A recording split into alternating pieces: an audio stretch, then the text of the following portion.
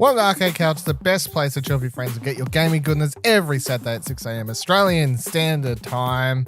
I'm Dylan Blight. Join me this week, Ashley Hobley. Hey Dylan, how you going? Fantastic, absolutely fantastic. I'm riding high off watching Pikachu videos. Just Pikachu dancing. Detective Pikachu. Here's the thing. This episode drops Saturday. I will have seen the movie by then, but of course, as of recording, haven't seen the movie yet. But they put out the Pikachu dancing video today. That's all I need. Incredible. Don't know if I need the movie. I just watch Pikachu dancing. Maybe it's a swerve, and it really was a leak of the movie. This is what we're going to go in and see for our 24 minutes. I will pay my $12.50 gladly. I'm ready. Maybe they switched up. Maybe there's other Pokemon dancing. Or Charmander, Bulbasaur. Oh yeah. What do we got? The originals dancing. That should be this should be a YouTube series. Just dancing Pokemon? Just switch in a different dancing Pokemon every week. Psyduck dancing? Doesn't know what the fuck You've got the models. They just need to dance for like an hour and a half. Yeah, you don't need the actors. That's the thing. You just need the model. Yeah. You got the animations happening.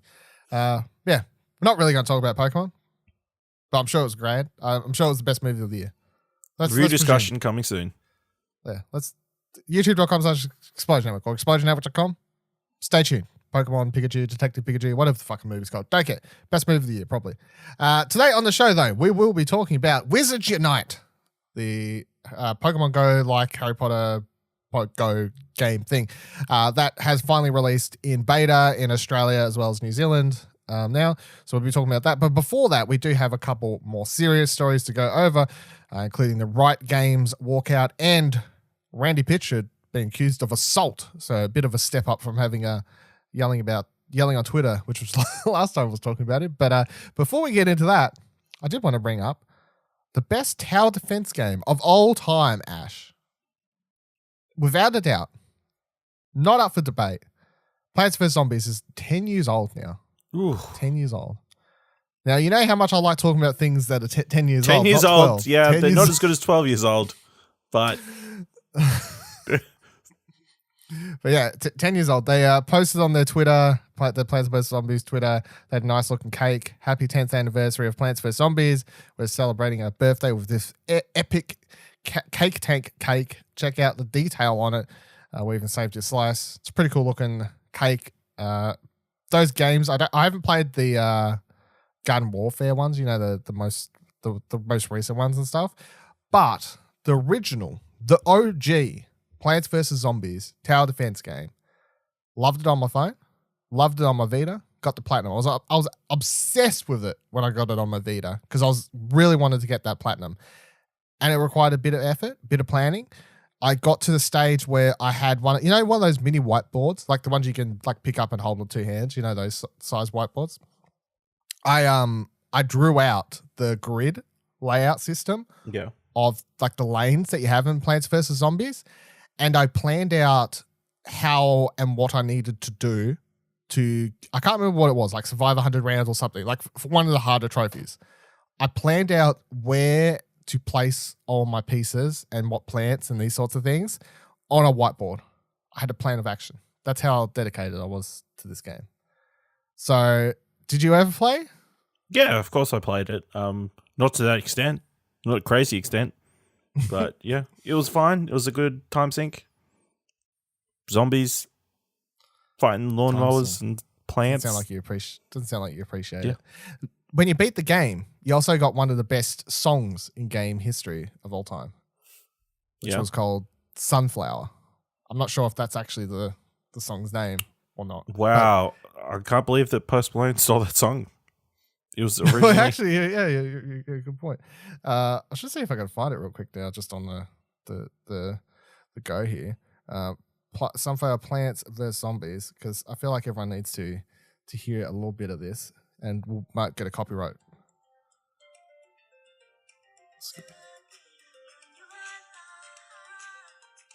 It does sound like Post Malone. It's a sunflower. There's a zombie on your lawn. It's catchy, right? Certainly is. Plants vs. Zombies. Great, absolute fact. Yeah. Fantastic fucking game. Surprised they Bring it haven't back. cashed in on it again. Well, I suppose they make enough money off those ones and do Off whatever they need two to do. still. The second one was kind of shit because they Added their microtransactions heavily. they microtransactioned it, and we're not against microtransactions. Like every time we talk about it, and we're going to talk about Wizards Unite and Pokemon Go and these sorts of things later, which obviously are full of them. But they microtransactioned it to the point that it ruined it. Like it felt unplayable, especially after the first one wasn't like that. It was quite obnoxious, I'd say. Talking about mobile games though, Apex Legends is coming to your phone sometime in the future. So story comes from Kotaku, Alex Walker.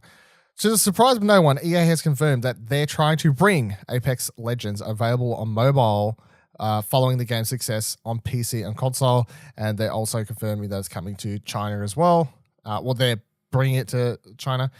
During an investor Q&A, EA's Jorgensen highlighted just how successful Apex has been compared to their other titles. Quote, I think our biggest concurrent user day in FIFA would be 1.5 million users, and with Apex we saw concurrents that were 5 to 10 times that in some cases. So how do you think Apex Legends runs on a phone? I'm assuming pretty well. I mean, they've managed the world. I mean, Fortnite's obviously the pinnacle. Yeah. But Fortnite is obviously a bit more cartoon. You can get away with maybe it not being as graphically impressive as Apex. But yeah, mobile phone seems to be the way going forward. I think a couple of weeks ago, there was that Call of Duty one that was announced and released. So, I mean, they're pushing for mobile is a huge market, obviously, and they want to get those battle royale games on there. I don't know why. It's interesting. I would never want to play one of those sort of games on my mobile phone unless I had some sort of adapter for controllers.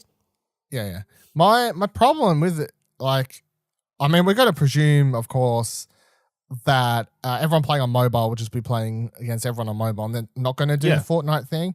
But then what makes the Fortnite version, the mobile version of Fortnite cool, of course, is that you can play with your friends, and one can be on their phone, one can be on the Switch, one can be on their PC, whatever. Like everyone can hook up and play together. So Apex isn't going to have that going for it.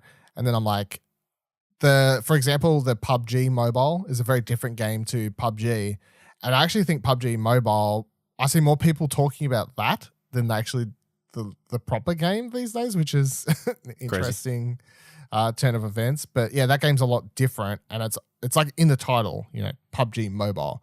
So I do wonder if they're going to change some aspects of Apex Legends, and it's going to be Apex Legends mobile, or they're just going to market it as it's Apex Legends. Sure, of course, you understand and expect people to understand there's some things that are going to be changed graphically or whatever, but are they just going to try and put the full Apex Legends game onto the phone or change some stuff about it? I don't know how you. I just feel like there's too many buttons and too many things, not just like and also because it's a teamwork based or team based game. Yeah. I feel like there's going to be so many dropouts with people that, at least in a single player battle royale game, if you get drop out, oh no, I guess I have to start this level again. Whereas in a team based thing, you're screwing over two other people just because you went through a tunnel and your connection dropped out. Yeah. Or you pulled it out, you decided to play for a couple minutes while it was taking a dump, and then you finished there. Yeah. Not going to sit there for 20 minutes. Yeah. Trying to find that last guy hiding in the bushes. Yeah. Yeah. You got to get up at some stage. I'm sure we'll both try it out whenever it releases, though. So stay tuned. Yeah. Could be a year from now, but stay tuned to hear what we think. Some Epic Games news this week. Psyonix. That's what I'm saying. I was struggling. I'm like, my brain was working out with Psyonix.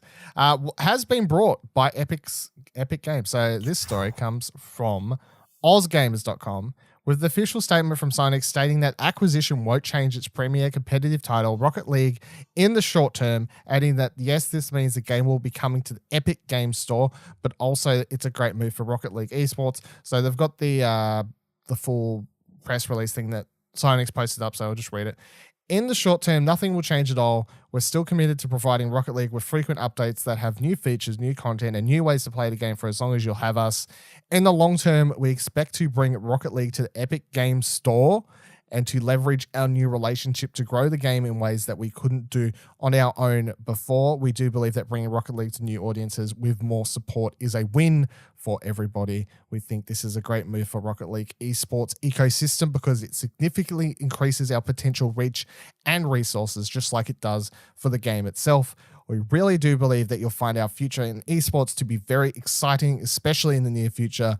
We're on June 21st to 23rd at the Prodigal Center in Newark, New Jersey. The Rocket League Championship Series finals will be taking place.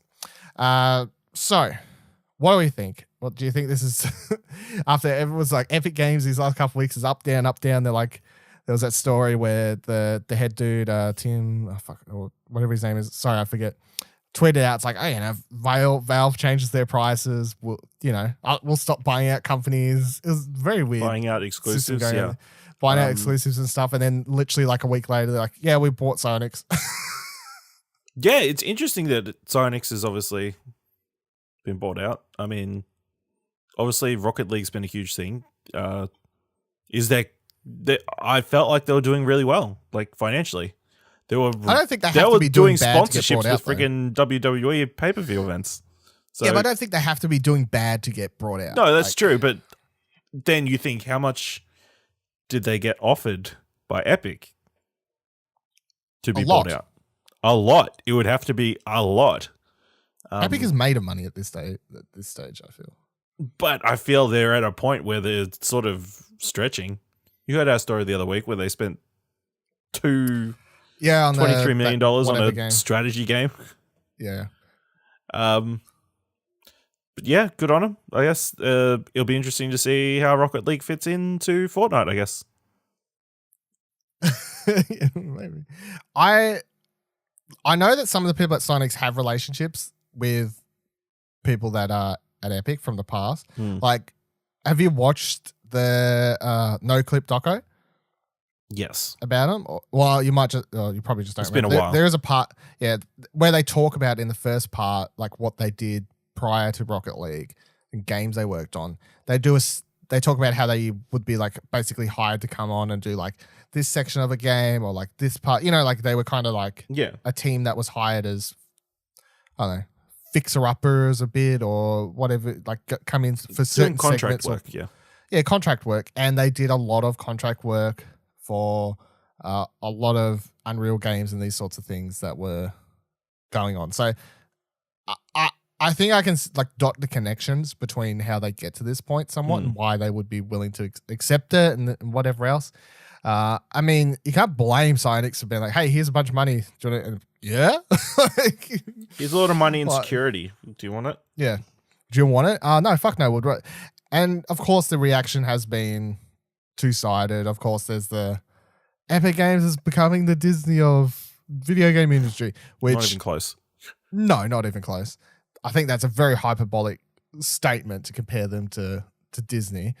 And then also people are like being like, oh, I'm not going to play Rocket League anymore. Psyonix, you sold out. I hate when people accuse companies of selling out simply because they just like took a safety net, like. But I mean, technically they did sell out. Well, yeah, yes, Ash, they did technically sell out. But yeah, it's like, what do you want them to do?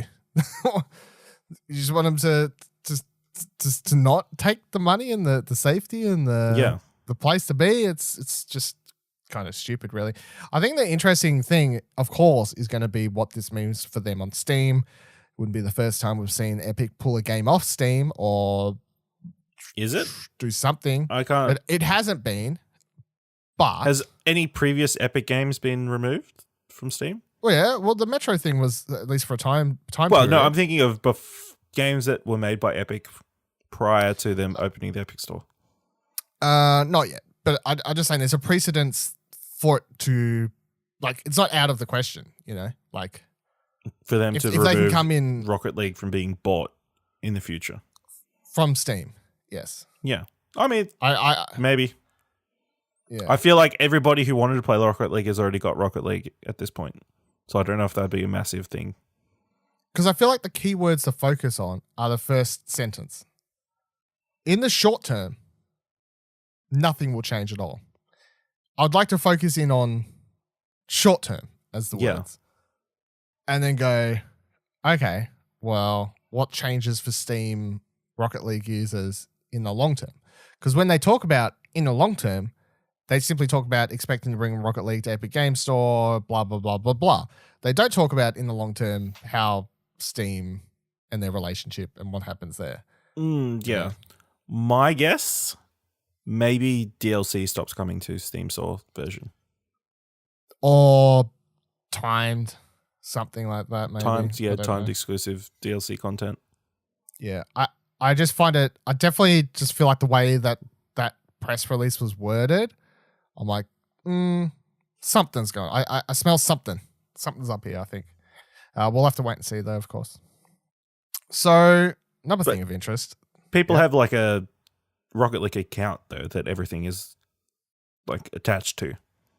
So if you were to switch over to Epic, you would still carry over all your progress and everything. One would assume. That's, well, yeah. I don't know. I don't think we'll find out the fruits of this for a while. 6+ months, I'd say. Yeah. So, yeah, we're definitely going to have to wait and see a bit here. Riot Games this past week had a walkout of 150 plus employees. I don't feel like there's too much on our end that can be said about this that hasn't been said really, or dive into it. But I definitely feel like it's worth bringing up, given we've discussed obviously stories covering workers, their rights, all that sort of stuff. So a story comes from Kotaku, written by Cecilia I can never say her name. I'm so sorry. Dinasio? D'Anastasio. Thank you. And Nathan Grayson. So it says, over 150 discontented Riot Games employees walked out of the League of Legends publishers' offices in Los Angeles today, well, as of writing, to protest the company's stance on forced arbitration. Oh my God. So I also Googled so I could get a thing to read for what that means for people. In forced arbitration, a company requires a consumer or employee to submit any dispute that may arise in binding arbitration as a condition of employment or buying a product or a service. The employee or consumer is required to waive their right to sue to participate in a class action lawsuit or to appeal. So it's basically like a protective net for the company against potential problems, really. Yeah. So pretty much they're saying, hey, you can't sue us. Yeah. Pretty much, yeah. Yep. Which seems like a fucked up thing to have. Which, yeah, if you're saying, hey, you can't sue us, probably some shady shit going down. Yeah, it's like you shouldn't have to have that unless there's some stuff happening. So they interviewed a whole bunch of people. For instance, it says, we're asking that forced arbitration be ended for all past, current, and future Riot employees, including contractors and in current litigation, said Jocelyn Monahan, social listening strategist at Riot, in an interview. So it continues on to say later, today's protest appears to be the first labor-related walkout for a large game studio like Riot. The company's management is allowing its employees to participate and has urged managers to be accommodating and understanding. In an email to Kotaku this morning, a Riot representative added, quote, we respect writers, which is what they call their employees, which I find weird, but weird, who choose to walk out today and will not tolerate retaliation of any kind as a result of participating or not. In the months since Kotaku's investigation uncovering endemic sexism at Riot Games, 5 current or former employees sued the company in part for violating California's Equal Pay Act. Last week, the Riot filed a motion to force 2 of those current employees to regular forum where a suit, blah, blah, blah, blah. Recently, 20,000 Google employees walked out to end similar situation. We didn't really cover that because it was more on a tech end, but it's a much similar situation. But yeah, it's interesting. Long article, of course, covering they were there talking to people, got a whole bunch of photos because it's the first of its kind, really, from a major studio like Riot. Other elements brought up are like their vice president. I think it's a vice president. Like after the Kotaku article and that happened, he's just been on like 3 months leave. Like they haven't done anything. He's just sitting off into the side, but he's still part of it.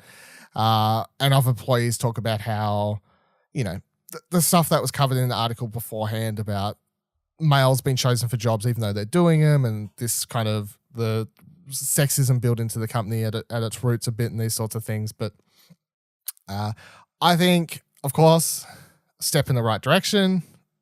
The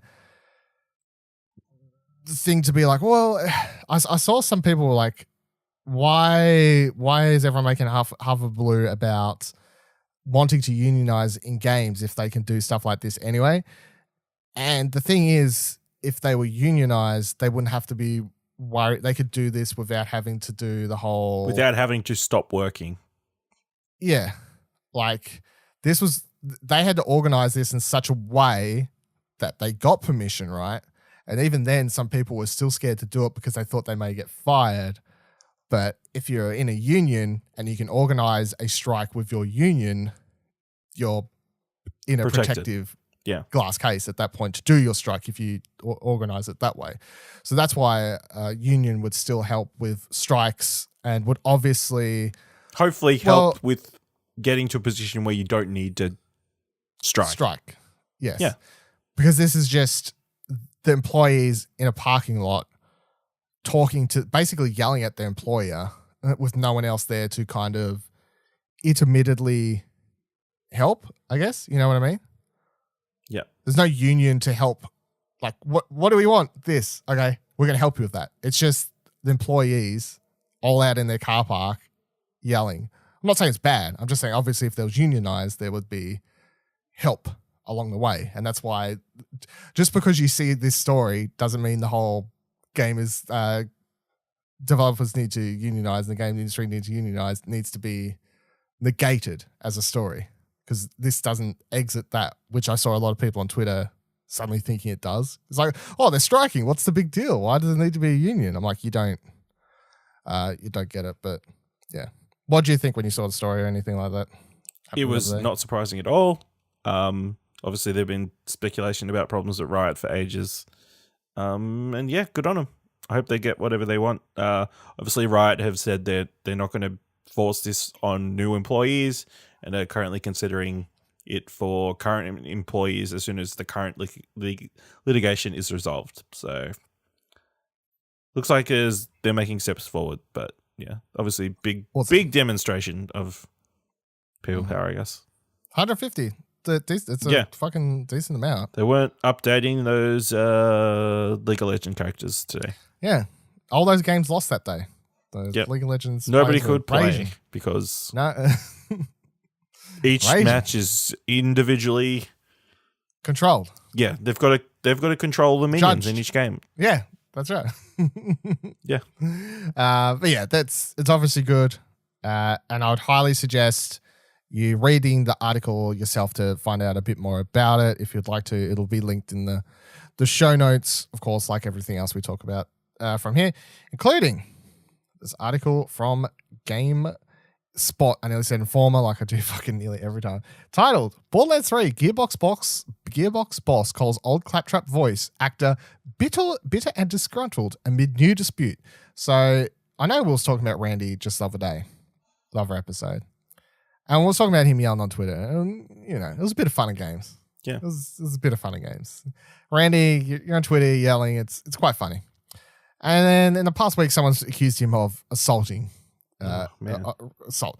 Not quite as funny. But do you know what he said after he heard this news? What do you reckon he said, Ash? Why would you guys fuck me on this? It's beyond me. Thanks a lot. It's never-ending gold pile, that quote. Never-ending gold pile. So, this article hasn't been updated since I first wrote it, but we'll cover the basis, which is, it says, Borderlands 3 can't seem to resist being caught up with yet another controversy. Gearbox boss Randy Pitchford has called out Claptrap voice actor David Eddings, who voiced the Borderlands franchise mainstay robotic masochist mascot. I said masochist. Well, you know what? He's both. Every game leading up to Borderlands 3 for being, quite bitter and disgruntled among the news that he won't be returning in the upcoming title. This drama comes on the heels of Pitchford's heated criticism of Game Informer's coverage, which we just, of course, brought up via that quote once again. This all started when Eddings himself confirmed on Twitter that he won't reprise the role as Claptrap in Borderlands 3 after the game's big reveal event last week. Also worth noting, of course, not the only voice actor to not be reprising their role that fans weren't quite happy about. Hint, hint, Troy Baker, hint, hint. Eddings tweeted, "No, for the first time, I insisted on getting paid for my performance, and all of a sudden, they couldn't afford me. Now I'm not telling them how to run their business, but maybe next time they should put the $12 million payment from 2K in the Gearbox bank account instead. Just saying. ... Ooh. Hot burn. He is hinting at I don't know if you call it a rumor, but a reported amount of money that Randy was paid last year from 2K for services. So that's a big bonus if he got it, and I would be very willing to believe that he did get that bonus, because of course we hear about other bonuses, similar people getting similar positions. Regarding the Claptrap controversy, Pitchford himself commented on Twitter. He said Eddings is bitter and disgruntled about his departure from Gearbox. Pitchford said Eddings was terminated, but did not discuss the specifics surrounding his departure. Pitchford added that Gearbox offered Eddings twice the standard union voice actor rate to return for Borderlands 3, but he refused. Quote, "I don't want him to do it unless he wants to do it, as motivation affects performance," Pitchford said.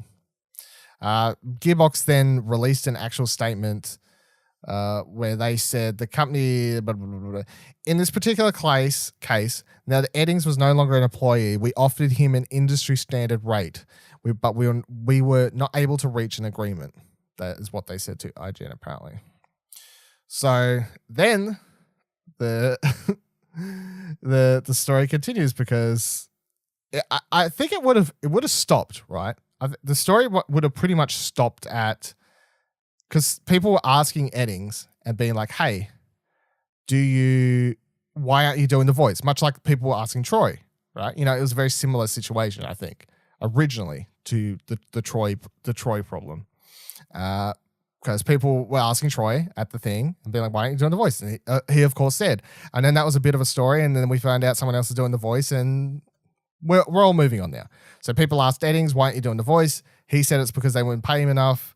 It could have been the end of it, but Randy had to tweet about it, and that's what caused the problem, because then Eddings posted these couple of tweets that I'll just read. He said, "I was fine moving on after Gearbox, but when my former boss starts mouthing off about various aspects of my employment, including, quote, how highly compensated I was and, quote, generous he is, I feel obligated to correct the record." So yeah, straight away, it's like, if Randy hadn't have just said anything, the story would have just been 2K putting out a press release or whatever saying blah, blah, blah, blah. And I don't reckon he would have said anything. It's because Randy's tweet that pissed him off. He continues, "I had a lot of mixed feelings when asked to reprise, Jesus Christ, the role of Claptrap late last year, and eventually realized I was willing to put differences aside and do something cool for Borderlands fans with my friends at Gearbox. I ultimately offered to do it for free in exchange for past royalties owed, plus an apology for something I've never spoken about publicly until now. Randy physically assaulted me in the lobby of the Marriott Marquis at GDC 2017. Personally, I think Randy's been on tilt for the last few years. He's not the victim he portrays himself to be. I even blocked him a couple years ago for stalking me on social media. Enough is enough. It's not nice feeling to need to spot any sleight of hand these days or wonder if the card was chosen or forced. I'm happy to be free from the half-truths and half-deceptions, and thankful to no longer hear people referred to as, quote, muggles, like a con man refers to a mark. As an aside, seems a bit suspicious that he chimed in on my salary. Conspicuous. But conspicuous, thank you, but didn't mention anything about the 12 million of revenue he siphoned away from the employee royalty pool. FYI, Gearbox employees are asked to take lower salaries with the promise of royalty shares. 2K says they won't give a statement regarding an ongoing lawsuit, but if the allegations are false, then it sure seems a lot easier to just deny it, since that's the only reason they're mentioned. The whole thing stinks. And then I see in the responses to this tweet, someone rightfully posted a screenshot of, why you guys would fuck me on this is beyond me. Thanks a lot. So there's a lot to break down there. I don't really know where you start with. Let's go with let's go with this to start off with. Do you believe what we're reading here from David Eddings? Is there a case to not believe? I've got no reason not to believe what he's saying. Yeah, that's the level I'm on as well. Yeah. You know? Got no reason. Whereas Randy Pitchford obviously has not been the most truth-telling or straight shooter ever. Yeah. So yeah. I mean, I think 2K have got to be seriously considering whether they want to keep Randy Pitchford around. They've got to be, because he's a hazard at this point, isn't he? Like, for the company as a whole, it's like, yeah, like legally, he's legally damaging now. Yeah, not for like sales of Borderlands or anything. I'm sure sales will be fine, but like people pursuing legal ramifications and stuff, legal, financial discourse and other fancy words. I don't think any of this ever affects a terrible Borderlands liability. Yes. None of this or anything is going to affect Borderlands sales. Borderlands is fine. No one really, although everyone associates Randy to it, no one really associates Randy to it. You know, like we know that he's works at the company where Borderlands is made, but Borderlands doesn't say Randy Pitchford game, much like, like you play a, Last of Us. I was gonna say Detroit, and you're like, that's a David. What's the fuck? Yeah, something like that. Where you can associate the director or and Metal Gear, or the head company heads or whatever. Yeah, but yeah. So beating up. So I trying to think of what reason, and then Randy running in and like punching this person or something, like what leads to that case, but yeah, I would definitely say if anyone's going to accuse Randy of anything, I would believe them over Randy, because I would believe JJ Abrams telling me something over Randy Pitchford. You know, like JJ lies all the time, not on purpose. Well, he does on for purpose, but not for malicious sakes. Reasons. Yeah, not for malicious reasons. He lies all the time about movie plots and these sorts of things for movies. But I would trust JJ telling me something to my face about Star Wars Episode 9 than I would trust Randy Pitchford telling me if he assaulted this guy or not. You know what I'm saying? That's how untrustworthy I think Randy Pitchford is. That's pretty untrustworthy. I think he's proven to be very untrustworthy over the years. And it was kind of a joke. Like Randy Pitchford, he lies a lot. Whatever. And then you hear stuff, it's like, oh, he assaulted people. He's taking all these. He's got USBs all over the place. You leaving the USBs all over the place with questionable things. He's questionable. Full stop. Stealing I would, $12 million from your employees. That seems pretty sketchy. It's a couple dollars. It's just, a couple dollars. It's a couple dollars more than you'd think, for sure. Yeah, and I find even the 2K thing, the way they work, because apparently they get a lot of people that work there are encouraged to do voice actor work for roles in the game or whatever, but they're never compensated for it. No, and that's how he ended up in his. Yeah. And that's how he ended up in his role in the first place. Yeah. And he was never compensated for it. Which is crazy, because Claptrap's like one of the key when characters. You think Borderlands, you think Claptrap pretty much he'd be one of the first 5 names you come up with. Exactly. If the first, for me personally, is like not a hardcore Borderlands fan, but I think Borderlands, I'm like, Claptrap? Like, that's the mascot for the franchise. Yeah. Not on the front cover, but it's the mascot. Yeah. So Randy, I think I can officially say at this stage, over the last couple of weeks, I think the other members or whoever, whatever positions up there that can kind of have secret meetings without him, if they're not somewhat talking about him being a issue for the company at this stage, then they would just be being very naive about the whole situation. Because it's like Randy Pitchford isn't going to affect the sales of your games. It will affect the image of your company, and it will affect the image of it for people like us, but also for people that may want to work there. Yeah, exactly. That's the side you got to think about. And if you're only focused on the game sales, then you're like, oh, it doesn't matter. But you got to think bigger than the sales of Borderlands, I think. You want people to work there. You want everyone to leave. Like, what do you want to? What do you want to do? Do people want to be coming to work and be like, oh fuck, I work for a madman? Yeah, a lying madman. Is that what I want to do? Not really. No, I certainly wouldn't want to do that. So, we'll have to wait and see what happens, and we'll have to wait and see if something between now and next week, Randy Pitchford fucking does. Because at the moment, he's on a bit of a roll. He is. Yeah? And he's probably going to be doing more interviews and more interviews and more interviews as September approaches for the Borderlands release. So there's more and more chances for him to do not only magic tricks, but tweets. Yep. Whatever else. More chances to ask why you guys have fucked me on This Is Beyond Me. Thanks a lot.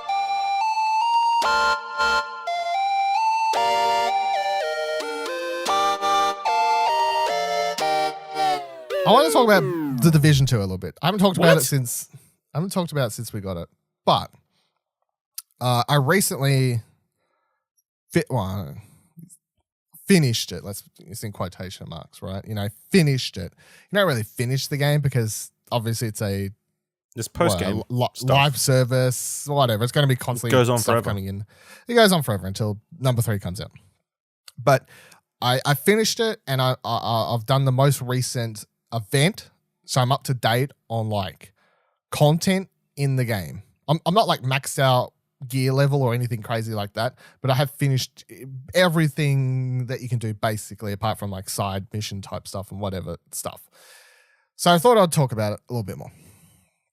The Division 2 is surprisingly better than the first game, because when I was playing it originally, I was like, okay, it's more Division. And I wasn't saying that was a bad thing, but it was definitely more Division. I was doing story missions, going through, and the story missions were more varied than the first game, but I couldn't really judge the game on that because, of course, the game's going to be about the end game and what you're doing in the end game and how they handle that. I suppose it's slight spoilers if you fucking care for the Division, but I feel like everyone just talks about this without spoiler warning at this stage, so it doesn't really matter. But when you beat the Division, it does something interesting, which is when you beat it all, this whole new faction comes into the city and it takes over everything, and it introduces new enemy types and even fucking robotic dogs that look like they're something out of Metal Gear. And then you have to replay every main mission again, except for the main storyline and missions are now changed and feature the new enemy and the new slight change to how you go about them, new bosses and all types of things like that. So I'm like, well, this is cool. I'm liking this. This is interesting. And then you have to redo all of like the boss hideouts that you take down basically. And then the most recent thing that they added into the game was this hideout for this new group. And that was really cool as well. And I'm really enjoying the way that they're releasing the content for this game so far. And I'm looking forward to how they're going to continue rolling it out. And also, because I feel like not a lot of people know this, because like Buddy, who I played it with, and Dash as well, I don't know if they're both trading in at this stage. I think they were more like, I don't think they understand the concept of a live service game.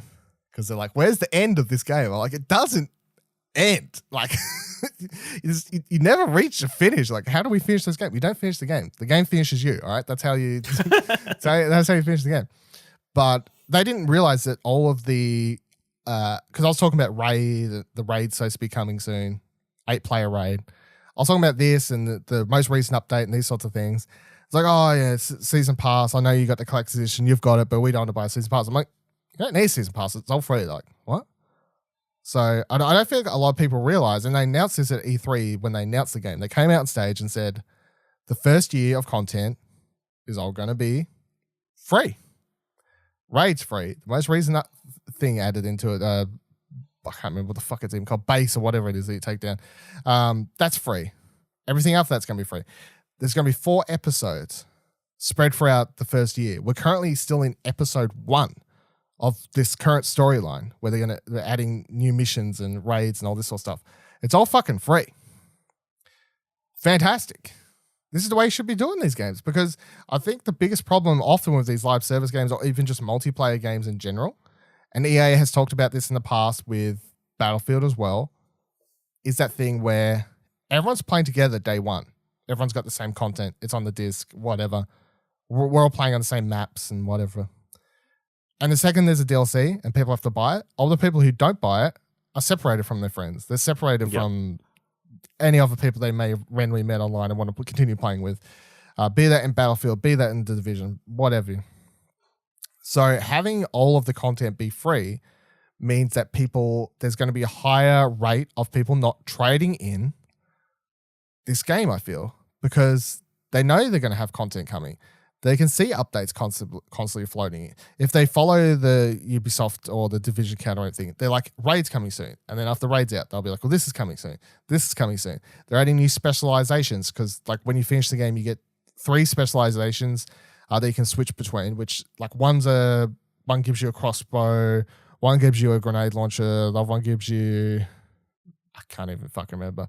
But like they're going to add new specializations and things like that. So the rumor is it's going to be like a giant fucking Gatling gun or something along those lines. So there's always going to be stuff coming into the game. And I just think, yeah, like as much as people want to complain about these games, and there are certain elements of The Division I don't like when you open up the menu system and you go into where the game's microtransactions are, because I think this is how they kind of balance out having a year of free content, because they do have hefty microtransactions in the form of, now Randy wouldn't understand this, but they've got the form of microtransactions where you can buy like costumes and these sorts of things, or you can buy parts for loot crate keys and open those, and all they give you is cosmetic items. You know, so it's nothing game changing because it's just cosmetic stuff, but I guarantee that's where they're balancing out the cost of putting out free content for everyone for a year. But when you go into that menu, it's very much like, give us fucking money. I'm like, you don't need to take a chill, Bill. Calm the fuck down. It's going to be okay. But yeah, Division 2 is really good. If you want to get into one of these games, and I say one of these games because it's like, you got Anthem. I don't know which maybe people are still playing. I'm not sure. You got Fallout 76, which I don't think anyone's still playing. You got Destiny 2, which obviously heaps of people still play. And then you got The Division 2, which people are still playing. And I often think people may get scared of jumping into one because it's obviously somewhat of a time sink. And I do think it's like you pick one and that's your the kind of the one you go to between other games. You know, you don't need to finish it, be done with it, whatever. You play it between, like I'm playing Days Gone at the moment. I can play it a little bit between that. Whatever the next game is, I can come play it in. When they add the raid in, I can play the raid, come back to it. It's just like a year-long, constant game you can kind of come back to, and there's going to be new stuff for it and for you to enjoy. And it's all going to be free. So you can pick it up on sale. Going to have heaps to do.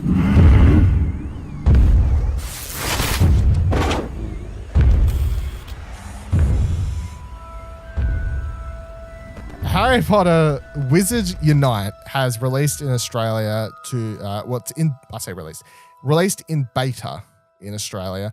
It originally released in New Zealand ahead of us, and now it's rolled out to Australia, and I presume from us it'll continue rolling out, much like Pokemon Go did, and then eventually the whole world will have the beta going, but they did this for Pokemon as well. They started rolling out different countries and stuff slowly, because of course, and even then, I remember with Pokemon, I was like, oh yeah, the game's running okay, but as soon as they made it go live in America, went to shit. Like, the servers crashed. So we'll see how it goes.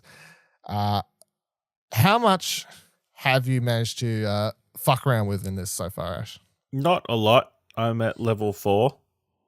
So I haven't done a hell of a lot Just sort of remember to open it up when I'm at work, somewhere with actual locations and stuff to sort of get stuff. But yeah, it is very much like Pokemon Go, but it is the next step up in complexity and convoluted stuff, I feel like. Well, because I'm keen on your opinions, because obviously Shree would be the most hardcore Pokemon Go person out of all of us. I would be in there at second, and then you would be last because you can't just play it as a casual. You know, like it's just like pull it out. I'll do a little bit here and there. Like you don't really go out of your way, which I'm not saying that's bad, because I'm sure there's a lot of Pokemon Go players who may have played it since day dot who play the game like you do. You know, just pull it out here and there, catch a thing, do what you need to do your daily tasks, put it away. Don't need to go hardcore walking around other places. So what are the things that have stood out to you that you like, and are there any things that have stood out to you that you're like, I wish that could be changed? Because you got to remember it's in beta, and there is a potential for some things to be fixed, changed, or whatever, like the way stuff works. I don't know. I mean, the concept is fine. I mean, do you want to try and explain the unlike Pokemon, which Pokemon unlike doesn't have a story, where it's simple and there's Pokemon, you catch it. That's it. If you're a Pokemon trainer, there's Pokemon in the world, you catch them. It's easy. It makes heaps of sense because the Pokemon it fits into the world naturally. Harry Potter, they have to make a very convoluted story.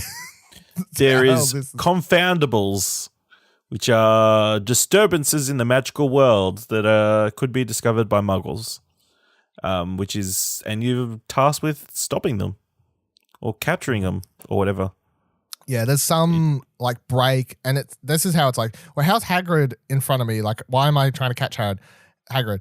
It's because Hagrid has been like randomly plucked out of fucking time or his hut or something, and then he's in front of you, and then if you do the thing, then you'll see him get like whipped back into a pop, like a dark circle, and this is how everything is kind of like when you capture it or whatever, it gets whipped away back to its correct. It looks like you're getting apparated or whatever.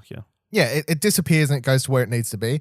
You don't actually collect the things. What you collect in this game, fragments of them or something.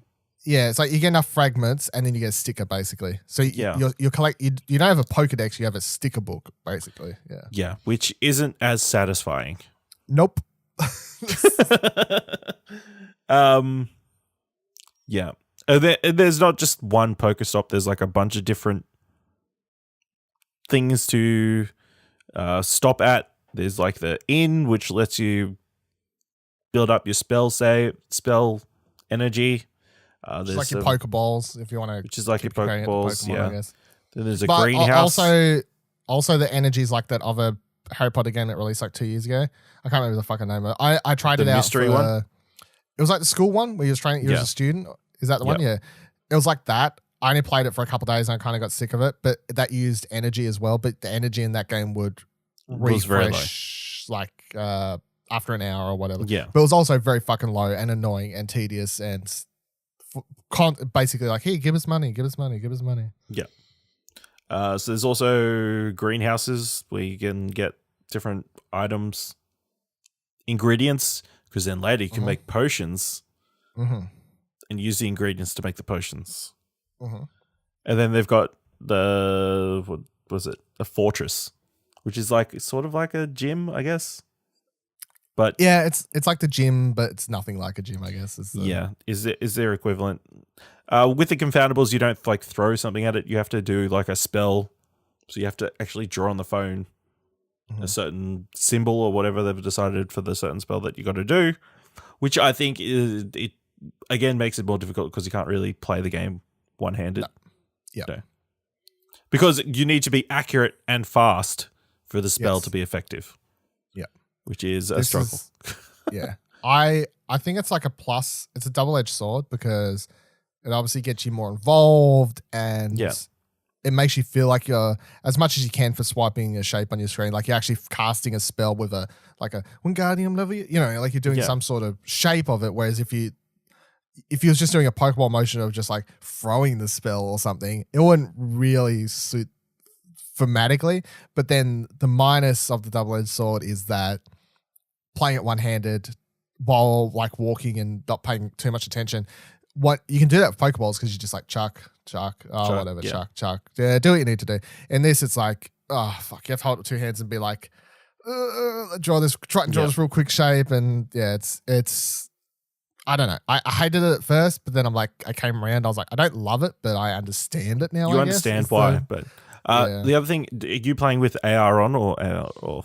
I did a little bit of AR just to see like how good stuff looked like and Because stuff like that. But I have to look where the confoundable actually is in the environment when you have the AR on. Yeah. Yeah. Well, it's no different than Pokemon. Phone around and find the confoundable first. Yeah. And then you get into like the instance. Yeah. The only thing I'll say for AR, this game does AR a lot better than Pokemon. Yeah? Well, in some instances. I'll say Niantic in general is getting a lot better at playing with the AR element of these games. But the one thing that's really cool, and I really enjoy this, is the port keys in this game, which is the equivalent of eggs in the Pokemon games. So you'll get port keys and you walk them. Well, you don't walk them. You walk the thing that they're stored inside, and then once you've walked enough, it'll unlock, and that gives you access to it.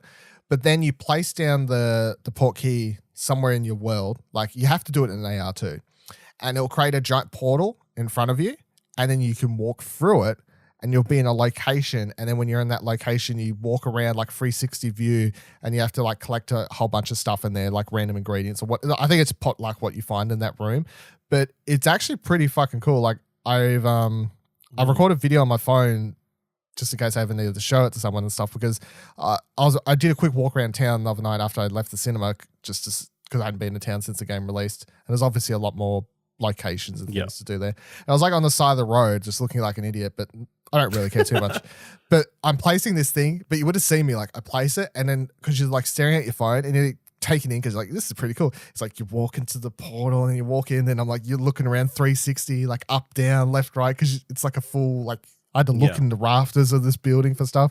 So that really stands out to me with this game. I'm like, this is a really interesting and cool use of the AR function of it, because Pokemon AR is cool to a degree. You know, you can find the monsters, and they recently added the stuff where you can chuck your Pokemon out and take pictures of them and stuff. And that's cool. I like doing that. I was doing it today when they added the Detective Pikachu into the game, and I kept chucking it out in random places and being like, it's cute. Look, it's in my bedroom. Look, it's in my kitchen. And I keep taking pictures of it, and I post one on Twitter, but I just want you to know, if you see that one on my Twitter, I have about 200 on my phone. Okay. So that's fun, but it's not as cool and like kind of epic as walking through a portal to another location, you know? And I'll also say, unlike when talking about things that this game drastically kind of has a little bit over Pokemon and stands out, is not only the AR, but just the overall world of the avatar world, or whatever you want to call it, like your little dude walking around and stuff. Because in this, you'll see like owls flying above you and like stuff like that all around. Like it's a lot more interesting to look at. It's a lot more interesting to look at, 100%. Like, and the variation between different inns, because there's, as you were saying before, you got the inns in the greenhouses, but then there's different inns as well. Like they do the same thing, but they look different on your map. Some of them will be bigger, some of them will be smaller. The greenhouses look completely different to the inns. The towers are these giant buildings and stuff. Yeah, it's just a lot more interesting and fun to look at. And it's like, obviously, I wonder if they could do some sort of upgrade to Pokemon's world map, or whatever you want to call it, to make it a little bit more interesting. But I'm like, you can't really, because it's like if you have a Pidgey flying above you, you'll try and click on it. Why can't I catch this? Yeah, why can't I catch this Pidgey? So yeah, I guess that's part of the problem. How have you felt? Because one of my biggest problems with this game so far is the resources that you'll get. And the main resource, of course, being energy to be able to try and catch confoundables. But not only catch confoundables, but if you go to one of those towers and you want to do them, and there's like, the towers are really weird. I haven't completely figured them out so far. There's like 10 different stages, right? Yeah. And if you beat one, you unlock the next one. But it's not just specific for that tower you're at. the unlock stages per tower carries over to every tower out. So I think from what I can tell, so far for me, once you unlock the last stage of the tower, which obviously yields higher rewards and stuff, I presume, you're just going to be able to do the level 10 tower stage at every single tower that you find. You don't have to unlock them all separately for different towers, which is what I originally assumed when I started playing it. But when you do those, you battle random creatures or dark wizards and stuff inside them. And it's like the lower level ones are like, just beat one thing and that's how you move on. I think I'm up to level 5 or something now, and it's like you have to beat 3 things to be able to beat it and move on. But when you're doing those battles, you're using spell energy for every single thing that you're casting, which is the same as that you have to use to catch things or whatever you want to call it in this game. So you very quickly run out of resources quite fast. And unlike the Pokemon games where you have Pokeballs, Great Balls, Ultra Balls, variation of balls, you can stack them up, get a whole heap. I feel like if you're buying Pokeballs in Pokemon Go, you're playing the game wrong, because I don't feel like you ever have to buy Pokeballs in that game. There's always heaps. That's not really what you should be spending money on. If you're ever spending money on Pokemon Go, it's basically for egg incubators, because you're like, I'm going out for the day and I'll $5 of incubators or what at $10 so I can hatch a heap of shit today. Like that's kind of where your money goes in that game. And that's why I don't mind Pokemon Go's microtransactions, because I don't feel like you actually need to spend money to be able to play it. Because I feel like if you do a walk around your local town or whatever, it's spinning all the stops you find, you'll stock up very fucking fast. Yeah. Like you get enough resources. And then also with the gifts, there's some more stuff for you, some more bowls and whatever have you. And also the big thing between Pokemon and this that annoys me, and I really hope they fix, this is one of my biggest things I hope gets fixed, is that in Pokemon poker centers, you can spin to get bowls or resources or whatever have you. But also if you end up at a gym, you can spin those as well. In Harry Potter game, the towers yield no way to give you resources back. So you can be walking along a street like I was the other night, and it was like greenhouse, cool, some ingredients. Next thing I saw was a tower, don't care. Next thing I saw was a tower, don't care. Next thing I saw was a greenhouse, cool ingredients. None of those things gave me energy. And yet along the way, I'm finding things constantly that requires me to use fucking energy. Yeah. Now, of course, because I wanted to put a decent amount of time the other night into this fucking game and I ran out of energy, I put $10 on and stocked up my energy. If I had to do that all the time, I would just stop playing the game. Because I as it stands at the moment, and I understand it's in beta and hopefully these things can change and they can add ways in to get your resources back up faster and quicker and a lot more easier.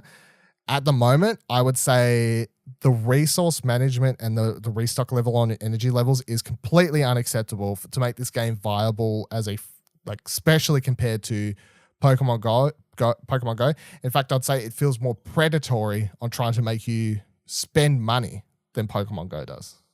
Yeah, I guess. I feel like the difference is they give you like a 5-minute limit before you can restock from it in again. Whereas I feel like Pokemon it's the same in like Pokemon. 15. It's only 5 minutes. Really? Yeah, it doesn't give you the timer on screen, but it's only like 5 minutes. Okay. Well, maybe I'm wrong about that. Yeah, it's just because obviously they've split it up that way. And maybe they haven't positioned it well so that maybe there's a nice even spread of the different things across certain areas. But yeah, it'd be good if you could get all the resources at everything, but I can understand why they've decided to switch it up sort of a little bit with this one. Maybe not everything at everything, but I wouldn't be against energy being given to me at everything. Or at least as the towers as well. If not everything. Or if at the towers you get a mixture. Or it's random what you get. Yeah, because you're not guaranteed Pokeballs at every single Pokestop. No. But even then, I think they should increase the chance of you getting more higher rates of energy from the inns as well. Because sometimes I'll go to one, it's like, what'd I get? 1 energy. Cool. 1 energy. That's it. At least in Pokemon, if you only get 1 Pokeball, you also got a bunch of other shit potentially. You know, like at the moment, it's like, what, they get 1 energy? And then you walk out of it and you fucking fuck up the swiping on the screen to cast the spell, and you're like, well, that's that gone. Yeah. So that went very fast. Because unlike Pokemon, I do feel like casting in this game is a lot harder than throwing. Yes. So it means you're going to burn your energy more. I have no idea how. I've only ever gotten fair and good. I can't imagine anybody getting higher than that. I've got great. I have no idea how you get. Bullshit. I've got great because, well, I've played it more than you. I kind of got it down.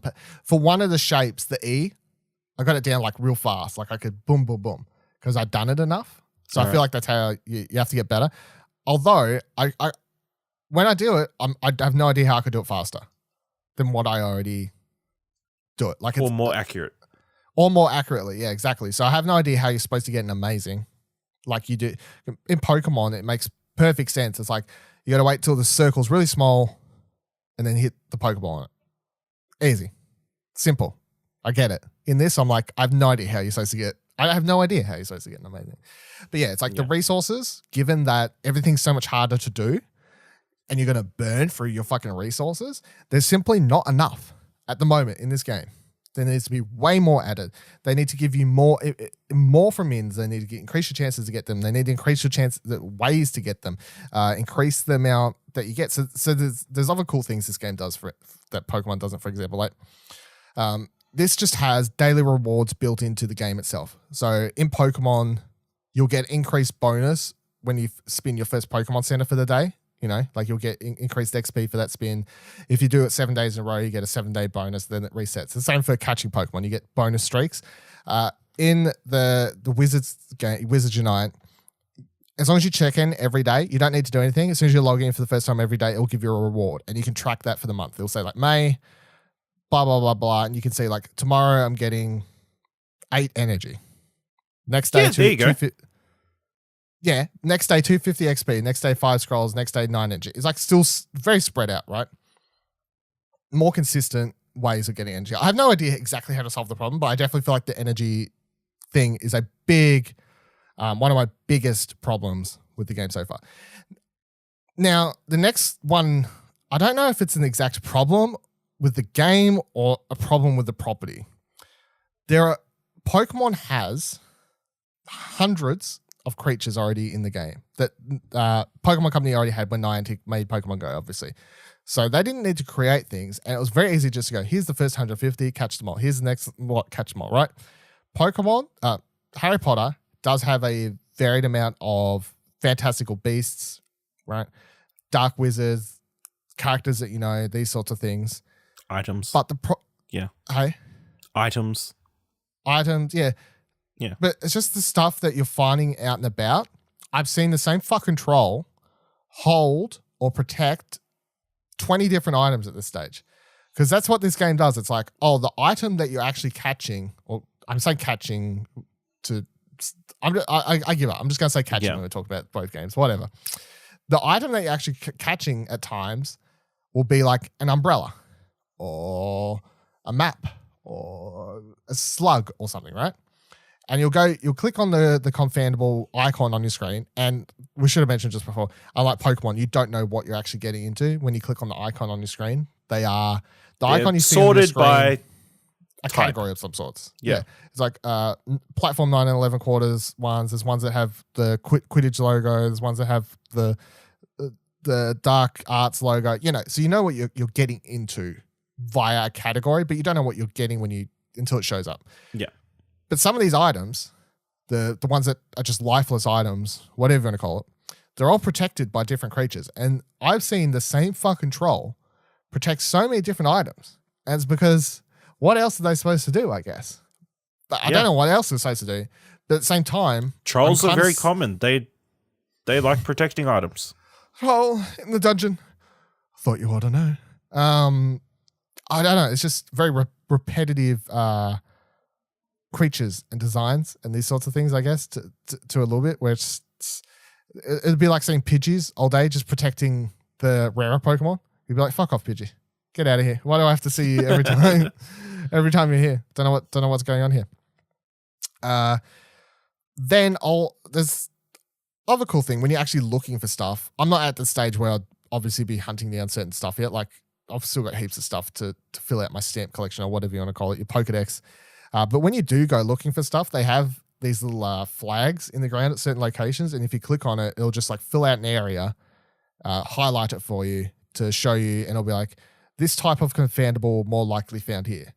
Yep. So the game tells you where there's high chances of finding certain types of Confandables, which would be the equivalent of in Pokemon having a flag that says increased chances of water Pokemon here, increased chances of ground Pokemon here, which the game doesn't do because the game tries to use the real world locations. It like lets you know that certain Pokemon are around you, or it did. Yeah, so that's the equivalent, I guess, sort of. Yeah, there's no way to do that in this game. It doesn't have a thing down the bottom that says located near you. Yeah. These things. You got to do it a little bit more. One other really cool thing that I'll say for this game, and I was only going to write an article about this actually to sum it up, but then I spent all day trying to fucking finish Days Gone, was the first couple times I played it was in the morning, right? I'd go out for a walk around here, around my house kind of for like an hour, and I'd fuck around a bit. I was like, yeah, okay, I'm playing it. It's fun. The other night when I played it at nighttime, I feel like that's when the game's actually supposed to be played. Playing it at nighttime felt like a completely different experience somewhat, and it thematically felt correct and right to play it. Because Pokemon at night, raids stop. You have a slight increased chance of ghost Pokemon, but like the spawn rates drop as well. No raids are happening, no nothing. Like Pokemon Go at nighttime kind of just dies. It tells you go home. Time to get some sleep. They don't want you going outside. They don't want you going outside that late. Harry Potter says, you should stay up all night and fucking play this. And not only does it say that by changing things that happen at night, but also just walking around the world and clicking on those inns, which when you do them, it's like starts sending smoke out the top and walking down. And just because you're bumping into these dark and ghouly creatures, just playing it at nighttime, I was like, oh, this feels just thematically cooler to be playing at nighttime. But what the game does at nighttime is it'll introduce, you'll run into things in the world that will actually fight you. Like you'll click on this thing, it'll be like, what's this? Click on it. Oh, it's an imp. Oh, shit, it's trying to fucking hurt me.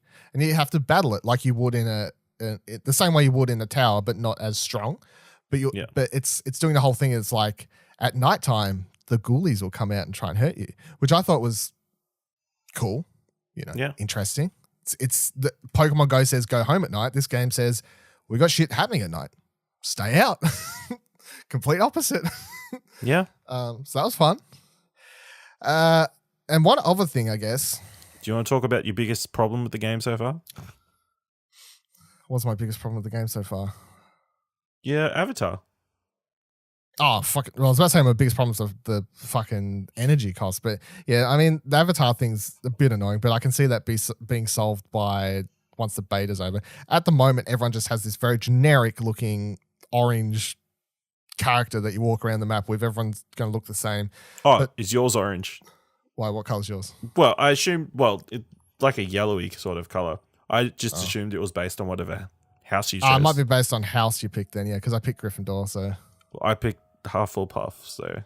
Oh, there you go. You would think yours would be more red, though. It's like a mustard yellow, sort of. Man, it's orangey red. It's not like full on orange, so okay, then. It is more the Gryffindor colors, I guess. That makes sense. But when you click on your thing, if you want to go over that, you have where your character image would go on your like avatar profile screen or whatever. And I presume later you'll be able to click on that and you'll be able to customize your character there.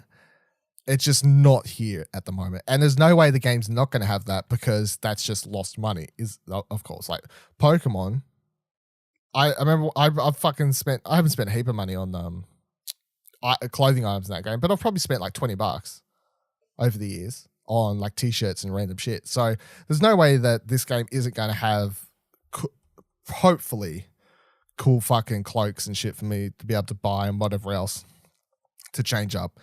So you get to set your name, you get to set your title, which at the moment I don't think none of this affects really anything because there's no way to add friends, which I presume will come after the beta, all these sorts of things. But you get to set like a title for yourself. It'll say what class you are. I think you pick your class at level 6. Profession, I think it was. Yeah. Profession, yeah. Level so 6. You haven't quite got there. Not yet. But the three are Aura, Mazeologist, or Professor. They all have different boosts and stats. Like Aura will be better against battling Dark other arts. humans and stuff, dark arts and stuff. The Mazeologist obviously better against creatures and stuff. And then the Professor's more of the middle ground one of them all, so, I guess. So I picked the Professor because I thought it was kind of the best of both worlds without being too focused on one sort of thing. Plus, also, I get Professor McGonagall talking to me because I picked Professor, and she's like, "Hey, welcome. You're my bud now." I'm like, "Cool." I don't know if you want to talk about that, but it's pretty cool. They've got like voice, actual dialogue, and some sort of story, I guess. Oh, well, I mean, you can't. But here's the thing: I start the game sound on because I just wanted to hear what it sounds like, and I was like, "That sounds an awful lot like." Yeah. Daniel Radcliffe. Daniel Radcliffe. It is Daniel Radcliffe. Really? Apparently from the Google search I did, they said it was Daniel Radcliffe. So I'm 90% sure. Wow. Well, I guess he gets cut out pretty soon because... Yeah, we'll see. So yeah, they got voice actors doing stuff. But the thing is, I play all these games with the sound off because I don't want to hear the sound constantly going, because like you walk around playing and you got your headphones in, obviously. Most people play with their headphones on, right? Well, unless you got friends and you play this game with, but I don't. So I'm walking around by myself with headphones on, listening to podcasts. I don't want in the background of my podcast, like I don't want the fucking music. So I mute the whole game. So the voice acting, cool. I completely forgot about it until you just mentioned it because I've had it turned off since day one. Yeah, to be completely honest. But yes, Harry Potter's in this game. Harry Potter is in this game. He talks to you and he's like, "Hey, help me out, homie. We got these confoundables, catch them all." There's a lot of text in this game. There is a story. We briefly covered it. I could tell you more about it, but I don't know if it counts as... at this stage, I'm just not going to talk more about the story. Is it spoilers? I don't know. That's the thing. I don't know if anyone would actually care, but put it this way. There's a lot more story in this than you would even realize. When the game starts and you get all the people talk to you, like, all right, that's a story out of the way. Like, we'll just play the fucking game. Nope. Keep coming up every level. Yeah, every level. Here's a little bit more story. I found something after defeating X amount of certain things. I unlocked a book. The book was like several pages, or not, like several paragraphs of stuff to read, which I read. And then I had Harry talking to me a bit, and I had someone else talking to me a bit, and then I had another book, and then I did that, and I was talking to all these things. There's literally a part in your thing where it's like story collectibles. And like once you find certain things, then they'll give you parts of the story as well. So it sets up what this game will be, which is more story focused, which as someone who hasn't played Ingress, which is Niantic's first game, apparently from what I understand, that game is also a lot more based around story, where when they made Ingress to start off with, they had a base story and people said it was pretty trash. But Ingress, according to the Reddit forums I was reading the other day by people who play that game, is now at a stage where years later they've built up like a core foundation, and then the stories they've told after that have actually been interesting for the people playing them. Okay. So at the moment, I'd say the story for this game is nonsense, just trying to tell you trying how to get the you in the world door works. first. Yeah, it's trying to get you in the door, but it sets up the possibility of it going somewhere interesting down the path. But the thing about the classes, or professions, sorry, I keep calling them classes, but they are classes, profession, whatever. Yeah, pretty much. That is interesting and cool is this game has an actual RPG element to it. So you'll get books, and for the first couple levels, you'll keep getting these books as rewards for certain types of things. Like, what the fuck are these books for? The books are for like leveling up your skill tree. Yeah, scrolls. You have a skill tree. So if I click on my profession and I scroll over to lessons, at the moment it says principles of professorship, which I've unlocked 16 out of 134 things. Fucking hell. And then below that it says more lessons coming. So there's going to be more books of things to unlock. And then when you click on certain things, like if I click on one random here, it says like the Professor McGonagall personally shows you the details and magical theory behind the very useful deterioration hex. When cast on a foe, they become impaired and lose stamina every time they attack or defend. So that gives you a spell that lowers their stamina every time they attack or defend. And what that means is now when I go into towers, before I actually click on someone to battle them, I can actually cast like a pre-battle hex on them to lower their defenses and stuff to help me in the battle. So you're going to unlock more stuff like that. And then there's other things that you put scrolls into level up that are simple, like +2 power, +3 power. Cool. This one's plus endurance, makes you last longer. These types of things. So there's literally an RPG element to this one where you can be struggling a lot versus trying to catch a Confandable in the environment out in the world. You can actually level up your character stats to a stage where it'll become easier, which is something it has over Pokemon somewhat. Like Pokemon is all about leveling up your Pokemon, your creatures, right? Finding and capturing a high CP1, or if you want to get down to the nitty gritty and like get down to IV levels and get 100% IV1 and level that up, and what candies and Stardust and these sorts of things. Like Pokemon's got its own stuff, but to get powerful in that game, it's all about not you, but your Pokemon. This game is saying, which makes sense given it's of course about Harry Potter and you're a wizard or witch in this. It's about training up yourself and you're going to get more powerful. So you'll actually get easier at taking down battles. You'll get stronger at battling. You'll get stronger at taking down Confandables. You'll get stronger spells. You'll get more health. You'll have to use less health potions against battles because there are health potions that you use against yourself. All these sorts of things. So I think that's definitely an interesting element. I think it becomes a lot more interesting if down the line they add PvP into this game like they have in Pokemon and they actually add dueling, because then you're like, say you can only set 1 or 2 or 3 like hexes to bring into battle. Say you're like fully leveled up and you've unlocked like 20 or something. Yeah. And then the 3 that you choose to bring in is going to be a strategy. And then they could actually have a decent... It'll be like a rock, paper, scissors thing.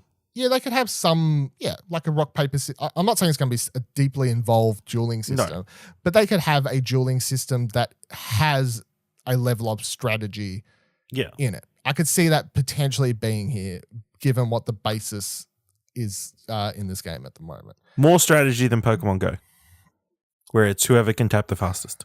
Potentially, I could see it, given the hexes and stuff that you could bring into battle. It just seems like there is a potential there.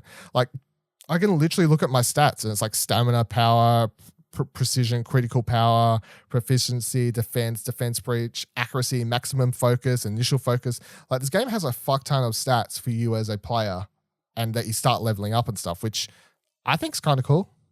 It's interesting, especially for people who are more into RPG side of these sorts of things. There's a few things we haven't covered, but I don't think we need to go over completely everything, even though I feel like I've covered a lot. Do you feel like there's anything we've missed going over, or questions you've had about stuff that I might be able to answer? Yeah. But I still don't know how the battling works. I haven't figured it out. Have you tried? Yeah, a couple times.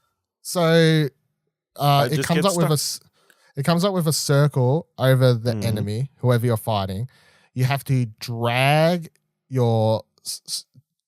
down on your screen, and it'll make your like an icon start coming down, like you're raising your wand down, kind of thing.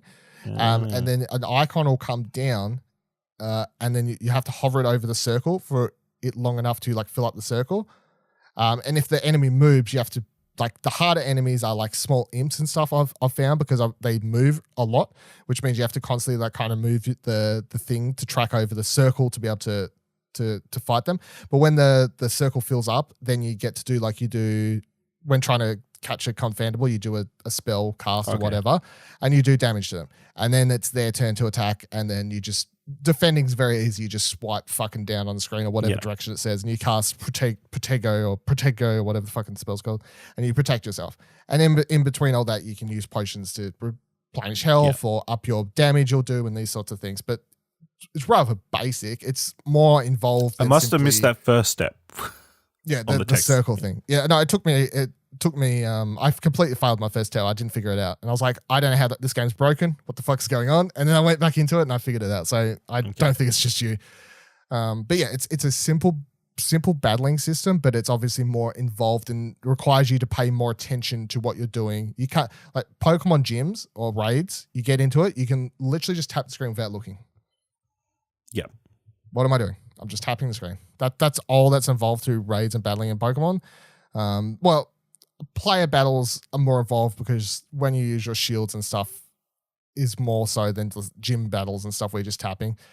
But in this game, you have to pay attention because you have to track the circle, swipe the certain direction for your shielding, do the different spell casts and stuff. So you actually have to be paying attention to the game, which is good. I just remember the last thing I'd like to say before we finally wrap this up is in Pokemon Go, the prices for coins in that game are completely different to the prices for coins in this game. And Pokemon Go has a lot better. So if you don't know, in Pokemon, and I didn't know this until a couple months ago, actually, so I say that like, oh, I know more than you, but I didn't know this until recently myself. Pokemon Go, you know that usual thing where you see like in-game currency and you presume the more you buy, the better value it'll be? Yeah. Because that's usually how it works. That is how it works in Harry Potter. I can confirm that. I've done the maths, right? The more money you spend, the more better rate for in-game currency you're going to get. Gold you're going to get. It works out. That's how it works in this game. Pokemon doesn't work that way. Pokemon, smallest increment that you can buy is 99 cents for 50 coins or something like that, I think it is. 99 cents. But because it's 99 cents, it escapes the tax on it, which means, and because everything else has tax on it, you actually get worse value. The best value to get coins in Pokemon Go is to just slowly buy 99 cents at a time, 99 cents at a time, 99 cents at a time. But you will end up, like, say you was going to spend $30 on coins to stock up for next month or something like that. If you do it at $1.99 increments, you'll save yourself like $8 or something like that. I think it works out to be. So a decent amount of money that makes it worthwhile. Like when I've stocked up recently on Pokemon Go, I was just like watching a TV show and I just chucked like $10 on there in case I need it. I was just like 99 cents, 99 cents, 99 cents, 99 cents. Let's chuck $10 on here in case I want to buy something in the future. But yeah, for Harry Potter, the smallest increment you can buy is 80 gold for $1.49. And it works out better to buy the higher amounts. And the highest amount is some ridiculous amount, which is 10,000 gold for $160 or something ridiculous. Yep. The most people who aren't insane will be buying is the 1,850 gold for $30.99. I presume that's the most I'd ever consider buying if I was really into it, I guess, and I wanted to stock up for a while or something like that to make the most of my money. But yeah, just so you know, if you Pokemon, buy small. Harry Potter, go large. They may change the currency though by the time the beta's over. I don't know. Yeah, that's true. They may change the prices, so this information may change. Closing out the segment though, I guess the thing is, Ash, when you're walking around or whatever and you got a spare second, are you going to be more inclined to open Pokemon or this? Considering I presume you was opening this because we wanted to talk about it on the show. Yeah. But now that we've talked about it, do you have interest to keep playing this? I mean, I do want to get to level 6 and open up the profession. I guess I'll wait till... I might keep opening this one until it's open, the beta's over. And then we'll see where things lie. But yeah, it definitely has that deeper and more intellectual like base, but it's not as rewarding as Pokemon where you get an actual Pokemon. And you feel like it's not just a sticker book.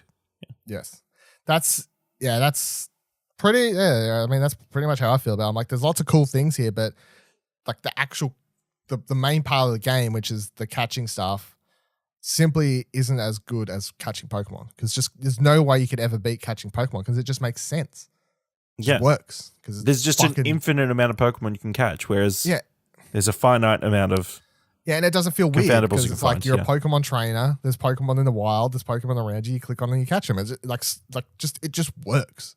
As a franchise to turn into this type of game, Pokemon was just perfect. The perfect thing to turn into. And they are whatever we call these games. I don't fucking know. But yeah, it's like Harry Potter, Wizards World. There's lots of cool things happening, but it's just not as cool capturing those things. Yeah. I have been switching between both. Of course, I've been opening, like I was walking around just before, like a couple of hours ago earlier today before recording, and I had Pokemon open first, and I wanted, because there's a shiny at the moment I was trying to get, so I didn't get it, but I did my daily tasks and I did a few things and whatever else, and then I was like, all right, I better switch over to do do some Harry Potter now for a look, see what's happening with that. So I think that's probably how I'll continue, just out of intrigue at the moment. Especially because there's still some like stuff I haven't unlocked, because it's like you unlock this at this level. Like there's a heap of potions I haven't even unlocked. I kind of just want to keep playing simply out of intrigue at this level to see what other things do, I guess. But even if I fell off it, say for a couple of weeks even, or something like that, like a longish time, I'm definitely going to be keeping my eye on it to see what changes as the beta continues or the beta ends. And even if I stop playing it today, I would definitely see myself reopening it once the beta was open, just to see if a lot of my issues had been fixed. I do know, like I've seen people on my Facebook, my personal Facebook, friends I had from high school who have been posting about this game, who didn't play Pokemon Go at all, but were big Harry Potter fans. Much like myself growing up, who read the books and stuff. Yeah. And they were like amped about this game. Gave zero fucks about Pokemon Go, but they're like walking around playing this. So it's having that effect on some people. I just don't think it definitely has. You're not going to see stampedes of people. Yeah, not like Pokemon. Like Pokemon. That's not happening for sure. But yeah, and then it of course begs the question of, for the hardcore Pokemon Go players, can you really play two of these games at once? It's hard. Like I had both apps open, I was switching back and forth, and I think the game was like, you're always going to. It's like, what am I doing? You'll just be you will never get the full commitment to either, I guess. Yeah. I definitely feel like I could be playing Pokemon full on, or like as I am, and then could see myself whipping this one out for short bursts, kind of like you, I guess, just to like tick off daily. I mean, if you're in the one's place for a long period of time, you just switch between the two. Switch between the two or something like that, yeah. So we'll have to see. But you catch all the Pokemon, you got to wait for them to regenerate. Yeah, maybe go some over, confoundables catch some confoundables, and then you run out of energy and you fucking rage. I've got Pokeballs. Can I turn those Pokeballs into energy? No, I can't. Damn. That is it for this week's episode. I hope you enjoyed our confandable episode of Arcade Couch. Thank you for joining us. Make sure you check out explosionnetwork.com for all our other shows, reviews, news articles, and much more. You can rate Arcade Couch, casting the spell 5 out of 5 on Apple Podcasts to help out the show, or you can simply share it by waving it up into the air via Wingardium Leviosa and throwing it into your friends' faces. If you'd like to catch the internet on fire, Incendio, and you can follow us at Explosion Pod, or you can join our Discord at explosionnetwork.com/Discord. Ash is shaking his head quite hard. I don't understand why. You can follow me on Twitter at Vivaladil, VIVALADIL. You can say Akio Twitter, and I will follow you maybe back. You can follow Ash on Twitter at Ashley Hobley, ASHLEYHOBLEY. Are you okay, Ash? You good? You okay? Yeah, I'm fine. See you here, same time, same couch. I didn't write those down ahead of time. I just want you all to know. You saw the script. I'm reading of it. So bye. Fucking hell. You fucking muggles.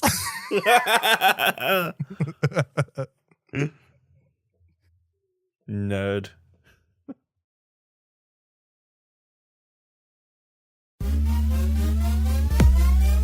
Every trophy counts, or at least that's what Dylan would like you to believe. Join him and me every Tuesday when a shiny new episode of Platinum Explosion dings into podcast feeds. The #1 PlayStation podcast in the Oceanias breaks down all the latest in PlayStation-related news, releases, trophy lists, and much more. Just search your podcast app for Platinum Explosion and subscribe for free now.